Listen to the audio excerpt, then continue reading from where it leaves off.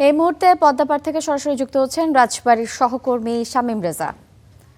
শামীম, পাংশায় তো পদ্মা ব্যারেজ নির্মাণ হবে, এই প্রকল্প ঘিরে কি বলছেন নদী পাড়ের মানুষ?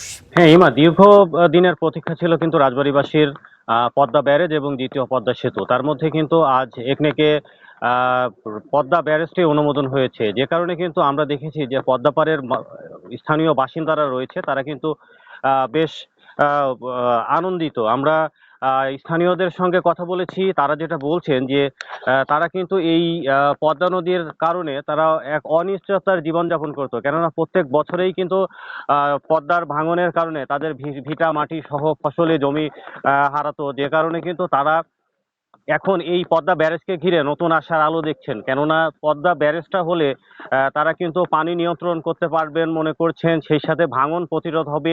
এছাড়াও কৃষিকাজেও কিন্তু ব্যাপক একটা পরিবর্তন আসবে বলে স্থানীয়রা আমাদেরকে বলছেন। তারা বলছেন যে শুষ্ক মৌসুমে রাজবাড়ীর পদ্মা নদী সহ পদ্মা এবং গড়াই নদী ছাড়া বাকি যে 6টা নদী রয়েছে এবং 54টা খাল রয়েছে, প্রত্যেকটা নদী এবং খালে কিন্তু পানি থাকে না, যে কারণে এই পদ্মা ব্যারেজটা হলে তারা কিন্তু প্রত্যেকটা নদীতেই পানি পাবেন এবং পানি পাওয়ার কারণে তারা কিন্তু চাষাবাদে, কৃষি চাষাবাদে তারা কিন্তু ব্যাপক ভূমিকা রাখতে পারবে বলে এই পদ্মা ব্যারেজ মনে করছেন। এছাড়াও স্থানীয় ব্যবসায়ীরা যেটা বলছেন যে পদ্মা ব্যারেজকে ঘিরে কিন্তু অর্থনৈতিক একটা পরিবর্তন আসতে পারে এই অঞ্চলটাতে, কেননা পর্যটন শিল্পের বিকাশ ঘটতে পারবে। সেই সাথে বড় বড় ব্যবসায়ীরাও কিন্তু বিভিন্নভাবে তাদের দক্ষিণবঙ্গের সঙ্গে উত্তরবঙ্গে যাতায়াতের যে যোগাযোগ মাধ্যম, সেটাও কিন্তু একেবারে সুগম হবে।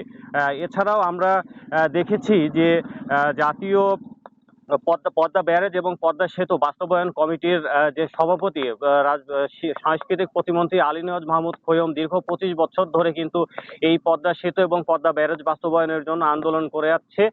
তারই ধারাবাহিকতায় পদ্মা ব্যারেজ অনুমোদন হওয়াতে স্থানীয় বিএনপি নেতাকর্মীরা সহ এই অঞ্চলের মানুষের মাঝে কিন্তু আনন্দ বইছে। তারা বলছেন যে ইতিবাচক প্রভাব পড়তে পারে এই রাজবাড়ী জেলার উপরে। তো এই ছিল আমার কাছে পদ্মা ব্যারেজ অনুমোদনের সবশেষ খবর।